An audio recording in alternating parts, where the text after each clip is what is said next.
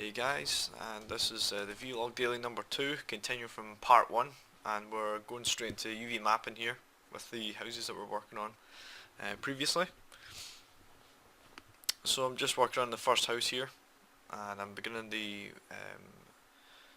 roof and the boards, things like that. I'm just sorting out the checker shader as well. I was having problems with it at the start, but eventually get it working properly, and then I continue UV mapping here. So I'm using Hedis UV Layout to do most of the UV mapping. It's an excellent program. I highly recommend it. It actually makes UV mapping a lot of fun.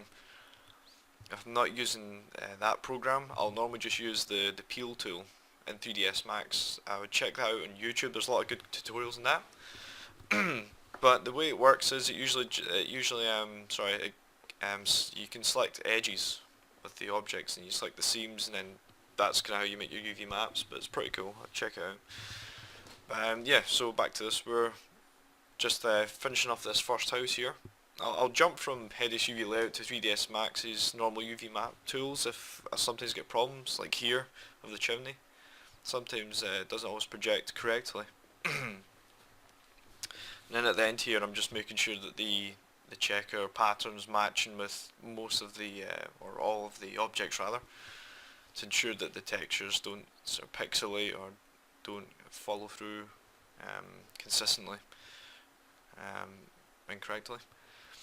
So I'm looking at the second house now.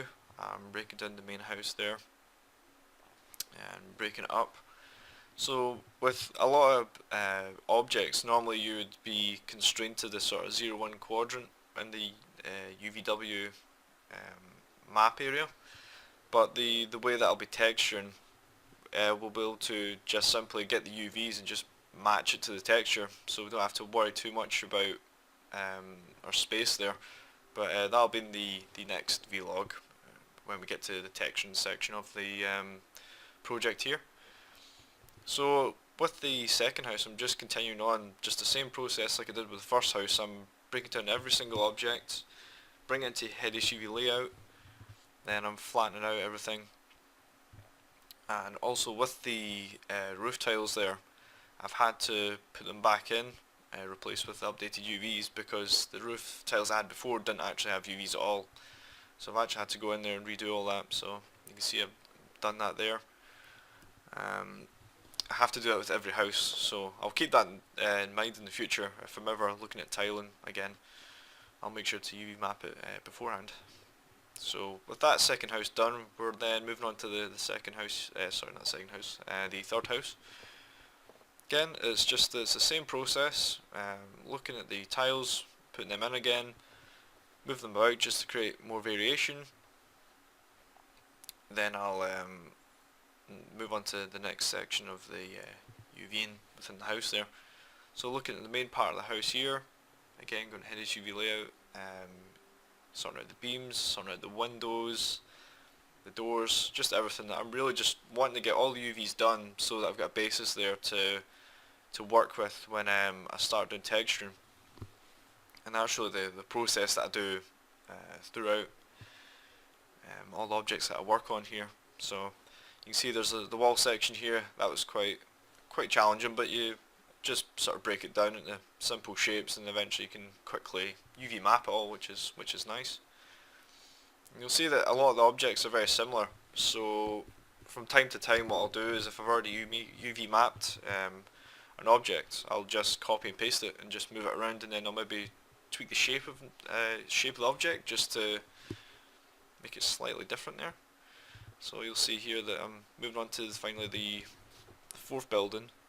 And what I did was I just used the tiles from the third building and just copied them and pasted them, and then I'm just moving them about until I'm happy with that there. So this video, this is recorded over roughly 3.5 hours it took me to do this. What you won't see in the end of this video here is that the last couple of houses, I've just UV mapped them, but I haven't got the checkers in all the sort of same size, so I'll be doing that in the next video.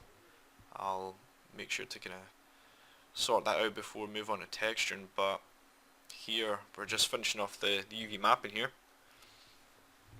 putting in the patio area the house and stuff like that. Yeah, so I mean that's all the UV map done there. So what I'll be doing is I'll just be tidying up just a few loose ends there with the UV maps, and then I'll be moving on to texturing. So thanks for watching there. Hopefully that was a good insight there for you into what I'm up to. Be sure to check back to tomorrow or today, which is the 22nd. So I'll hopefully get the third part of that project done for you. So thanks for watching, guys, and I'll see you soon.